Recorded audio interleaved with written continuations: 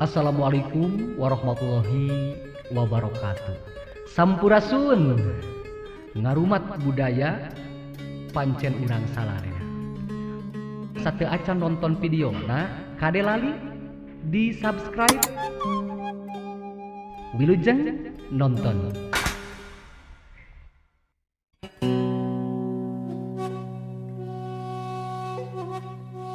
Jeung kami geus marentahkeun ka manusa pikeun ngebakti ka indung jeung bapakna. Indungna geus ngakandung 8 bulan lilana, ngasuh 2 tahun lilana. Maka geura syukuran ka kami jeung ka indung bapak anjeun. Iwal ka kami anjeun geusan murang. Geulis kasep dipayuneun hideuk aya insan anu paling mulia saparantosna Rasulullah nyaeta indung. Mangga geura canak pananganana kalayan cepeng tetep rarayna pinuh ku kadeudeuh kalayan puseurkeun panyawang hideuk saolah-olah nyesep ka nyaah nu jadi indung. Kasep geulis teu kendat-kendatna golontor ka nyaah nu jadi indung ti mimiti hideuk dikandung 8 bulan lamina. Lain waktu nu singkat nalika mama hideuk ngarasakeun kahesean, kasusah, kacapek nalika keur ngandung hideuk. Burayang bureyeung rumenghap rumah teu matak jadi aral subaha estu nampi tina kakawasaan Gusti. Indung hideuk unggal peuting ngusapan patuanganana bari ngadoa ka Allah. Nun Gusti ya Allah Pangeran abdi anu maha mulia anu maha welas asih, welasna teu pangarahan ka umatna, welasna teu pilih kasih. Mugia ieu jabang bayi anu aya dina rahim abdi cikal bakal budak anu soleh solehah. Lamun nitenan nalika mama hideuk rek ngalahirkeun hideuk geulis kasep nyasatna mama hideuk ngajerit maratan langit ngoceak maratan jagat ku nyeri-nyeri na geulis kasep nyeri nu teu aya pilandongeunana jeletit dina parindikan jeletot dina bobokong adug lajer ku nyeri-nyeri nyasatna rek ngalahirkeun hideuk teh nandonkeun nyawa ngagantung dina buuk salambar. Gerentes mama hideuk nalika rek ngalahirkeun hideuk. Ya Allah, sawios abdi nu janten korban asal budak abdi salamet gubrah ke alam dunia. Mungguh Allah anu maha murah anu maha welas asih.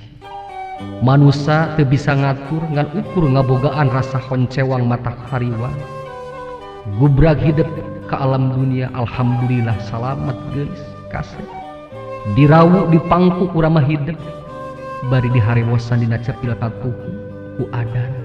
Diharewosan cepil kenca ku komat kalayan digerentesan ku kalimah asyhadu alla ilaha illallah wa asyhadu anna muhammadar rasulullah.